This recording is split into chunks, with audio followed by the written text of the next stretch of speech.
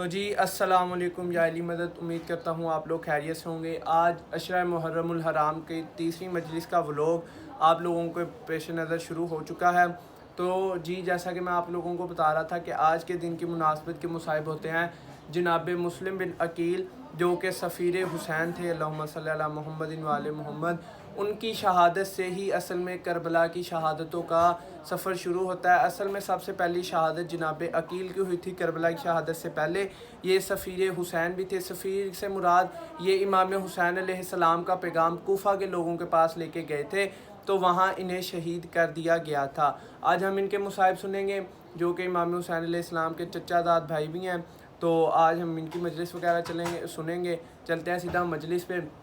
یار ایک عجب سی فضا ہے، آپ دیکھیں کہ ہمیں جو بھی درس ملتا ہے وہ کربلا سے ملتا ہے۔ دیکھیں کتنا انہوں نے ایک دوسرے کے ساتھ سلوک و محبت پیار کیا، ہمیں بھی چاہیے کہ ہم اپنی زندگی میں ایسے ہی رہیں۔ تو خیر ابھی چلتے ہیں سیدھا مجلس پہ اور آپ کو ملتا ہے انشاءاللہ مجلس پر پہنچنے کے بعد۔ اوکے پوری توجہ کر کے دیا نہ جانے کیوں وہ لباس آیا سے جلتے ہیں، نہ جانے کیوں وہ لباس آیا سے جلتے ہیں، غلاف خانہ کعبہ بدلنے والے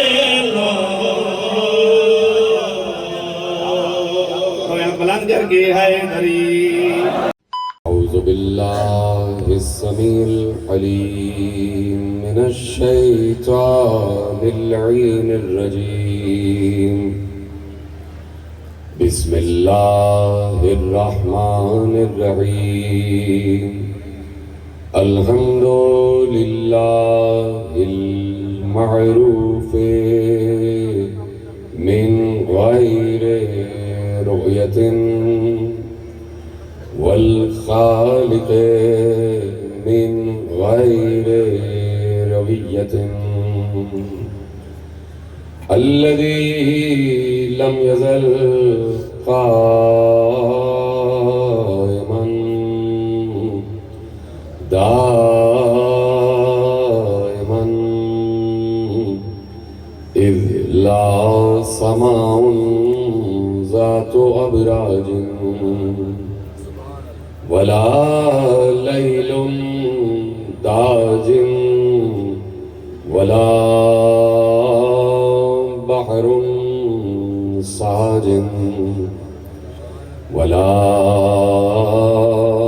أرض ذات مهاد ولا خلق ذو اعتماد، والصلاة والسلام والتحية والإكرام على نبي الرحمة وخازن المغفرة وقائد الخير والبركة ومنقذ العباد من الهلكة، سيدنا ومولانا أبي القاسم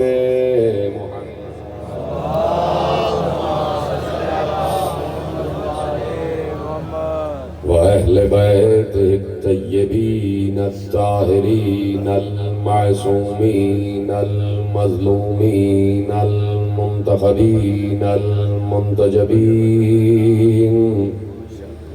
الذين أذهب الله عنهم الرجس وطهرهم تطهيرا۔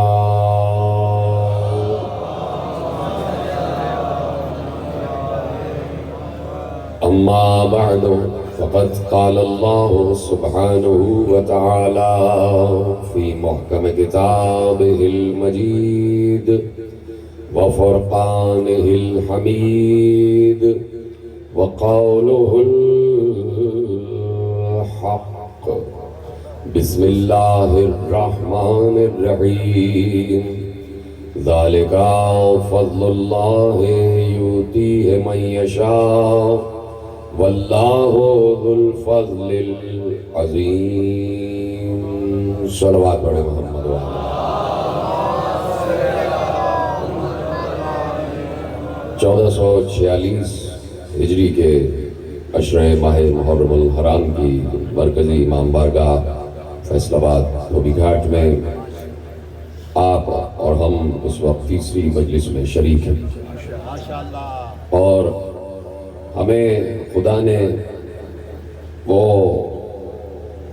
فضیلت اور وہ نعمت عطا فرمائی ہے کہ ہم بصد فخر ملائکہ سے بھی آنکھوں سے آنکھیں ملا کر کہہ سکتے ہیں کہ صرف تم ہی نہیں، ہم بھی مقامات حیدریہ پر بات کرتے ہیں.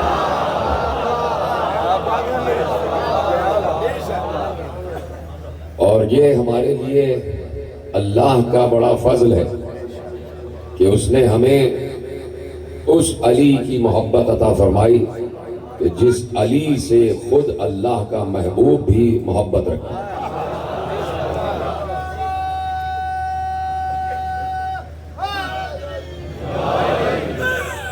عالم اسلام کی ایک ایسی ہستی کہ جس نے علم کے ہر شعبے پر بات کی، جس نے جب وہ منبر پہ آیا تو اس نے خطابت کے جوہر ایسے دکھائے کہ یقیناً جہاں قرآن کی آیتیں سلام کرتی ہوئی دکھائی دیتی.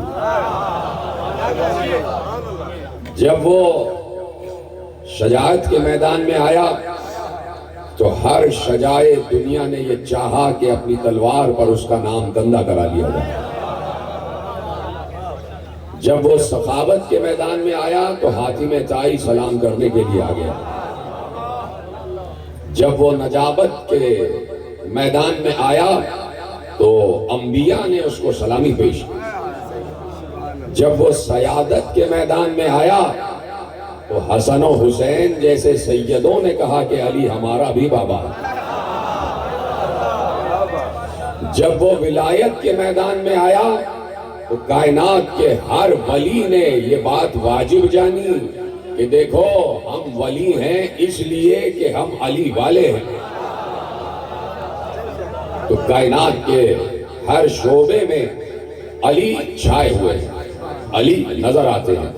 اور کائنات کا کوئی شعبہ، چاہے وہ علم کا شعبہ ہو، چاہے علم کا شعبہ ہو، چاہے فصاحت کا شعبہ ہو، چاہے بلاغت کا شعبہ ہو، چاہے علم صرف ہو، چاہے علم نحو ہو، چاہے علم کلام ہو، چاہے علم بیان ہو، چاہے علم فلسفہ ہو، چاہے علم طبیعات ہو، چاہے علم مابعد الطبیعات ہو، چاہے علم کیمیا ہو، چاہے علم افلاک ہو، چاہے علم ابدان ہو، چاہے علم نجوم ہو، چاہے علم چرخ ہو، چاہے علم الارض ہو، چاہے علم الابدان ہو، چاہے علم الروح ہو، چاہے علم القبر ہو، چاہے علم الروح ہو، چاہے علم الذہن ہو، چاہے علم ذرات فی الارض ہو، کوئی بھی علم ہو، علی نے ہر علم پر گفتگو کر کے بتایا کہ کوئی علم اس وقت تک علم نہیں کہلاتا جب تک مجھ سے منسوب نہ ہو جائے.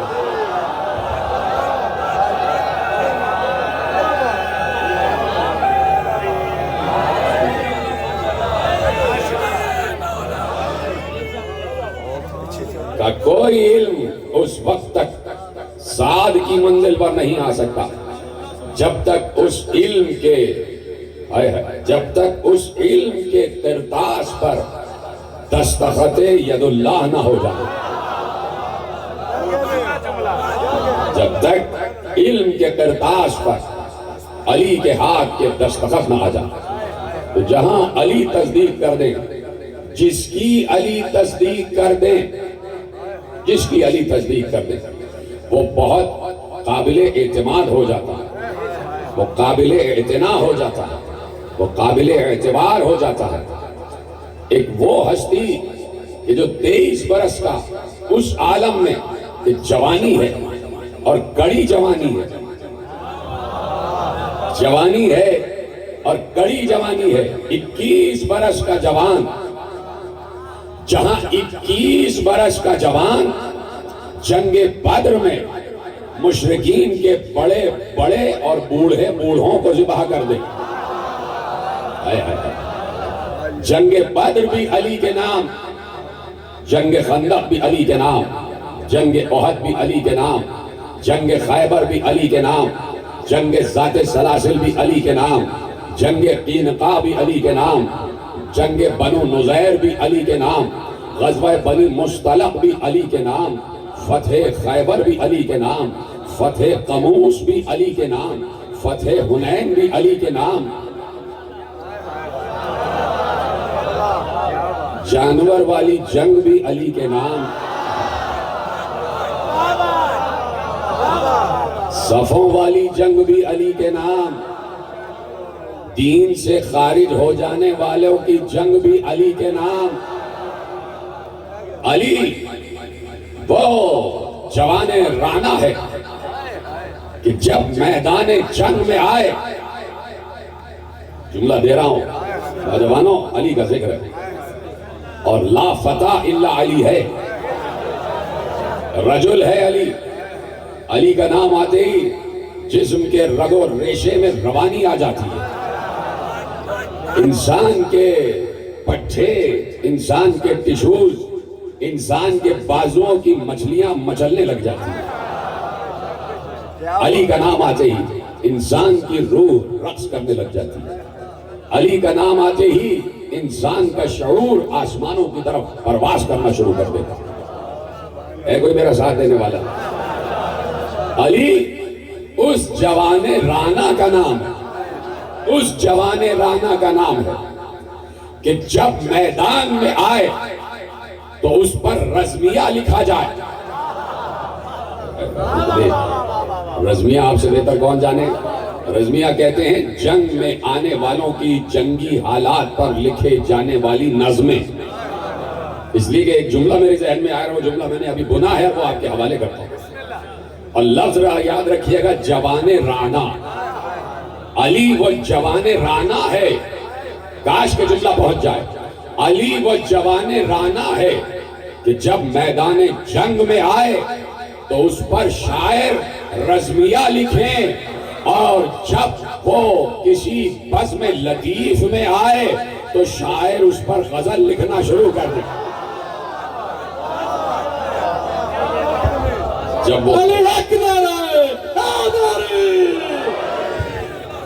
جب وہ حسن مجسم کی منزل پر آ جائے تو شعراء اس پر غزل لکھنا شروع کر دیں کہ علی کی زلفیں ایسی، علی کی پیشانی ایسی، علی کے گوش مبارک ایسے، علی کی بھویں کیسی، علی کی آنکھیں ان پر بھی شاعری ہوئی، علی کی پلکیں ان پر بھی شاعری ہوئی، علی کے رخسار پر بھی شاعری ہوئی، علی کے لبوں پر بھی شاعری ہوئی، علی کے دندان پر بھی شاعری ہوئی، علی کے ذقن پر بھی شاعری ہوئی، علی کے گلو پر بھی شاعری ہوئی، علی کے سینے پر بھی شاعری ہوئی، سینے کے اندر رکھے ہوئے دل پر بھی شاعری ہوئی، علی کے ہاتھوں پر بھی شاعری ہوئی، علی کے قدموں پر بھی شاعری ہوئی. اور کوئی اپنے محبوب کے قدموں پر نظم نہ لکھ سکا. یہ تو واحد علی ہے کہ جس کے قدموں کی بھی تعریف کی گئی.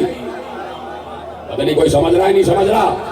بھائی کسی بھی محبوب کے پاؤں کی تعریف آج تک نہیں کی گئی، اس لیے کہ پاؤں جسم کی سب سے زیرین سطح کا نام ہے، تو اس پر کبھی شاعری نہیں کی گئی. لیکن یہ واحد علی تھا کہ جس کے قدموں پر بھی شاعری کی گئی، اور ایسی شاعری کی گئی کہ حسان بن ثابت نے کہا کہ میں نے علی کے قدم وہاں دیکھے کہ جہاں شب معراج اللہ کا ہاتھ تھا.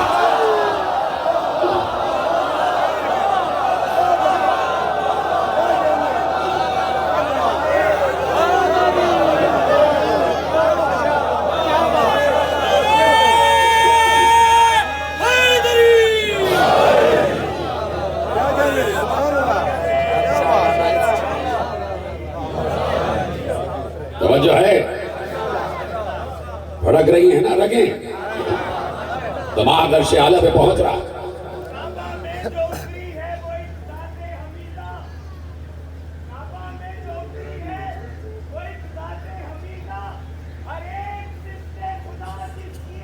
صفت خدا جس کی اداؤں سے ملی ہے، اور معراج کی ہو رات یا تیرا ہو رجب کی، توحید کے پردے سے نکلتا ہی نہیں ہے۔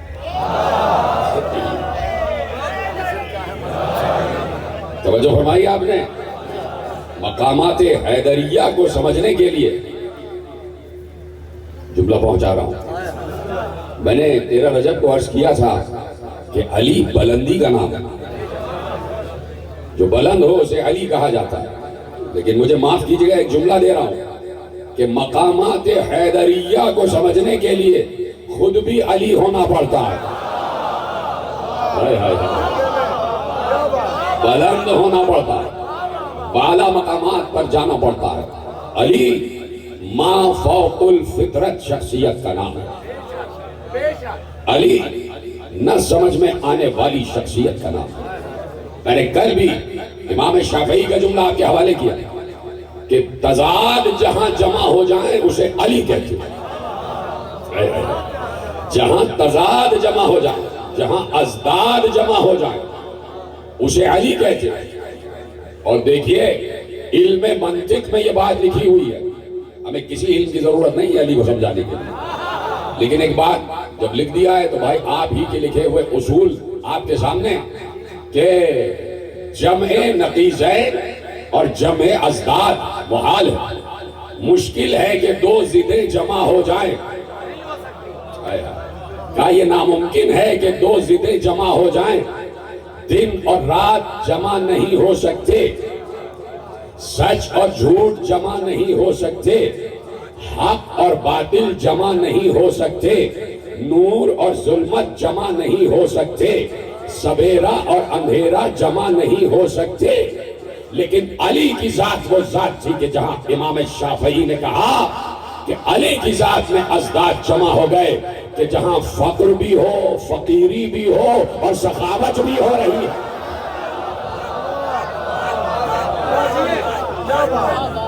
جہاں فاقہ بھی ہے اور سخاوت بھی ہے، لائق کوئی ایسا فقیر کہ جو فقر میں مبتلا ہو لیکن دروازے پہ آنے والے کو خالی ہاتھ نہ جانے دے، لائق کا ایسا فقیر لا۔ علی کا فقر دوہرا ہے، ایک وہ فقر ہے جسے تم فقر کہتے ہو، اور ایک وہ فقر ہے کہ جسے اللہ فقر کہتا ہے۔ ایک فقیری وہ ہے کہ جسے دنیا فقیر کہتی ہے، اور ایک فقیری وہ ہے کہ جسے اللہ فقیری کہتا ہے۔ یعنی قرب الہی کا نام ہے فقیری۔ یہ فقیروں نے لفظ فقیری بالکل نیچے رکھ دیا، یہ جگہ جگہ مانگنے والے، بھیک مانگنے والے، تو انہوں نے بالکل زائل کر دیا مانے فقیر کے۔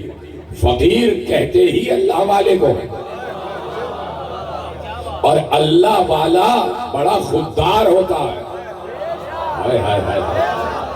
کہاں بیٹھے آپ؟ اللہ والا بڑا خوددار ہوتا، وہ ہر دروازے پہ نہیں مانگتا۔ اللہ والا بڑا خوددار ہوتا ہے، وہ ہر دروازے پہ نہیں مانگتا۔ اور سب سے بڑی پہچان اللہ والے فقیر کی یہ ہوتی ہے کہ اسے معلوم ہو کہ کس دروازے سے ملے گا، کہ یہاں سے خالی ہاتھ واپس نہیں پلٹایا جاؤں گا، اسے کہتے ہیں اللہ والا فقیر۔ تو علی کا فقر وہ ہے کہ اس فقر کے لیے علی نے کہا الفقر فخری، میرا فقر ہی میرا فخر ہے، میرا فقر ہی، میری فقیری ہی میرا فخر ہے، میں فخر کرتا ہوں اپنی فقیری پر۔ اور جہاں ازداد جمع ہو جائیں اسے علی کہا جاتا ہے۔ اور کہا کل بھی میں نے عرض کیا کہ الفقر مع الجود، علی کی ذات میں فقیری اور سخاوت جمع ہو گئے۔ اس کا مطلب ہے کہ کائنات میں کوئی فقیر جواد نہیں ہوتا۔ جب امام شافعی کا فیصلہ ہو گیا تو اب کس کا فیصلہ صاحب نے؟ انہوں نے کہا فقیری اور سخاوت جمع نہیں ہوں گے، صرف علی کی ذات میں جمع ہوں گے۔ خود بخود جملے سے جملہ جوڑ دیا کیجئے، بعض چیزیں بتانے کی نہیں ہوتی، سمجھنے کی ہوتی۔ اس کا مطلب ہے کہیں پر بھی فقیری اور سخاوت جمع نہیں ہو سکتے. کسی کے پاس بہت پیسہ آ جائے اور وہ دینے لگ جائے، یہ کون سی بڑی بات ہے؟ آپ سمجھے جا کے، کوئی بہت بڑا سخی و غنی ہو جائے اور دینے لگ جائے، یہ کون سی بات ہے؟ بھائی فقیر ہو اور دو، فقیر ہو اور پھر دو. ذرا سی اس کی آواز اور بڑھو، تھوڑی سی آواز بڑھو، میرا گلا بیٹھا ہوا ہے، میرے ساتھ ہے سارے، ڈسٹرب نہ ہونا، میرے ساتھ دیکھنا. بھائی فقیر ہو اور عطا کرے، فقیر ہو اور عطا کرے. گھر میں فاقہ ہے اور سائل کو روٹیاں دی جا رہی ہیں.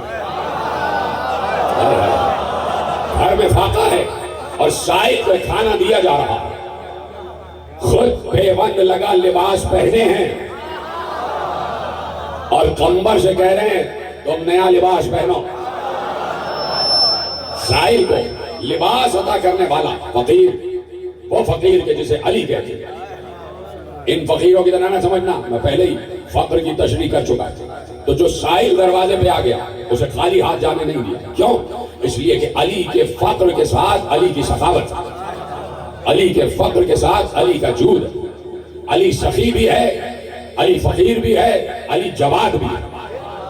لفظ جواد یعنی بہت زیادہ عطا کرنے والا، بہت زیادہ عطا کرنے والا. عربی زبان کا لفظ ہے، عربی زبان کا لفظ ہے، عربی زبان کا لفظ ہے. عربی زبان میں لکھا ہوا تھا یہ لفظ، لیکن کسی ماں اور باپ میں یہ ہمت نہ ہوئی کہ اپنے گھر میں پیدا ہونے والے بیٹے کا نام جواد رکھ دیتا.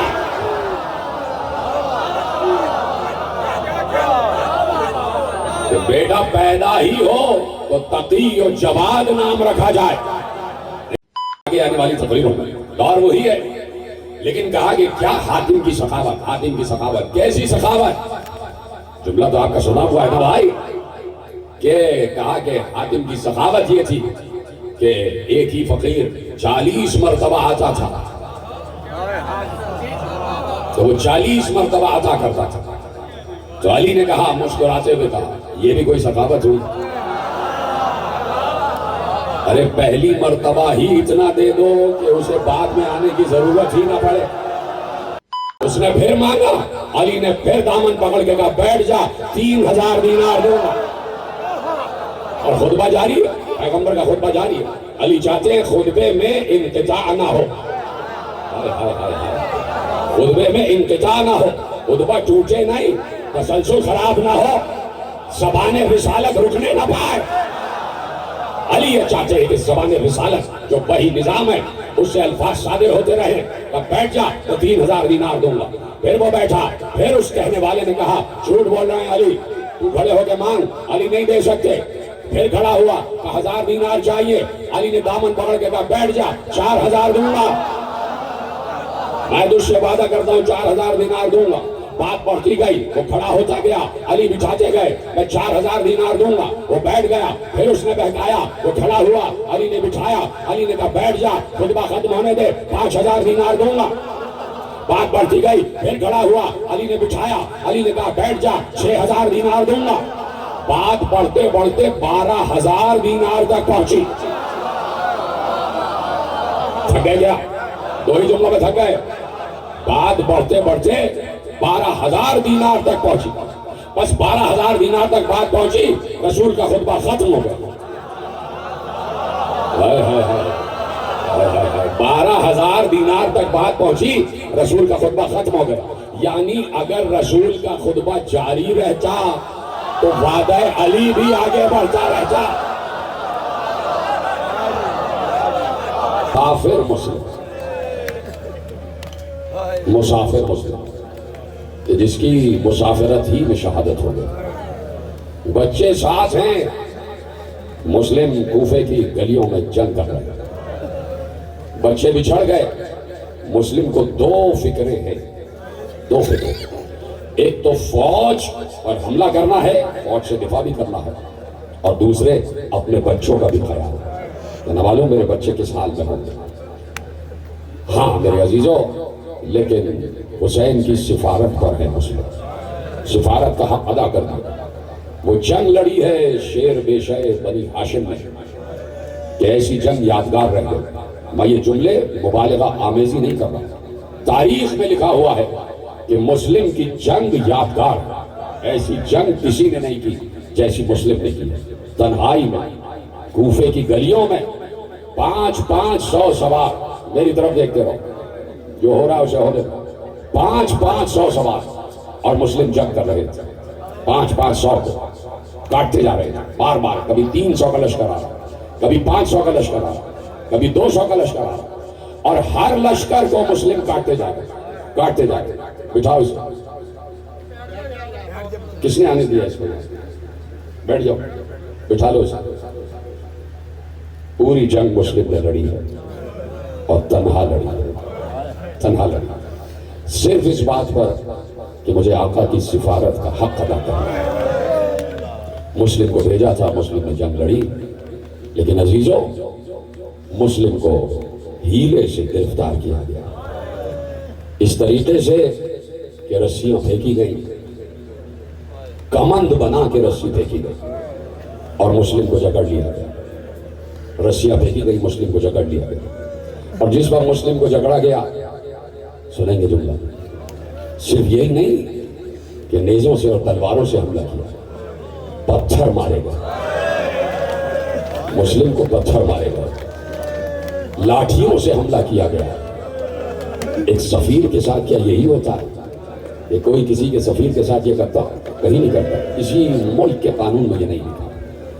سفیر حسین کو گرفتار کیا گیا، سر سے پاؤں تک لہو لہان، چہرے پر بھی زخم آ گئے تھے، پتھر لگے تھے نا تو ماتھا بھی زخمی تھا، رخسار بھی، ہونٹ بھی پھٹ چکے تھے، دندان مبارک بھی زخمی تھے، لہو بہ رہا تھا دہن سے.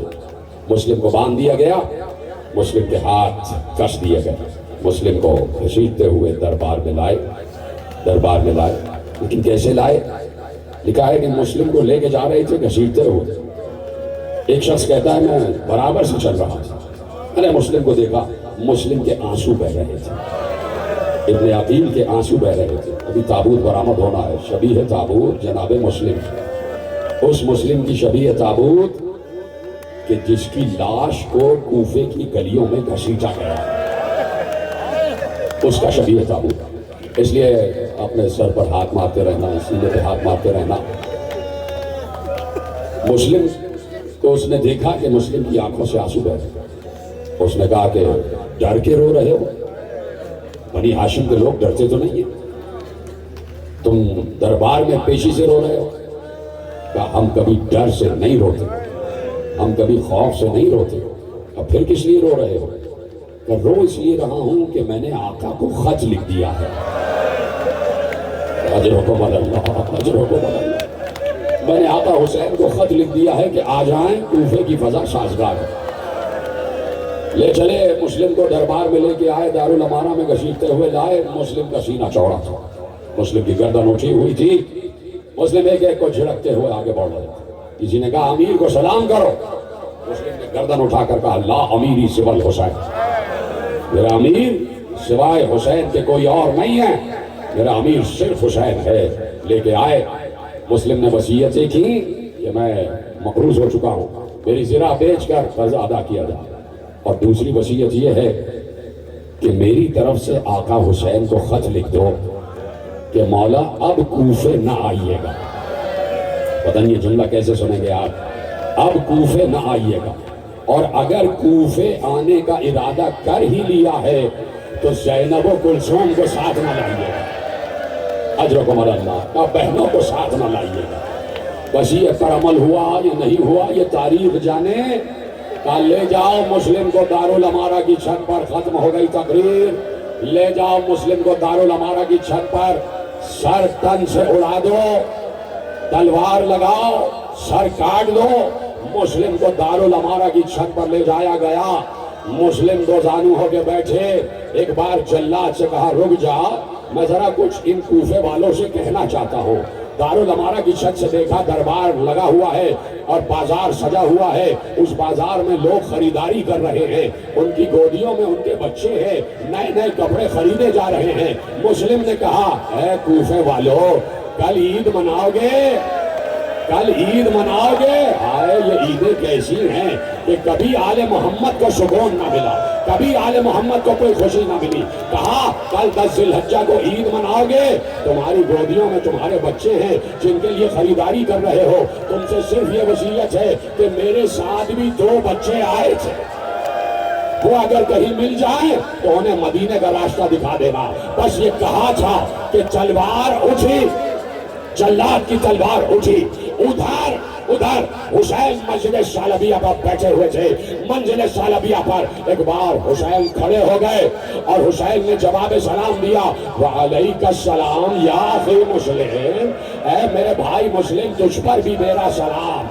अब्बास ने कहा आका किसको जवाब सलाम दे रहे हैं? कि अब्बास देखो, पर्दे हटाए, कि अब्बास देखो मुस्लिम पर तलवार चला चाहती है, मुस्लिम ने वहीं से मुझ पर सलाम किया है। अब्बास ने जलाल के आलम में कहा मौला मुझे इजाजत दे दो, मौला मौजूदे से मुझे कूफा भेज दो।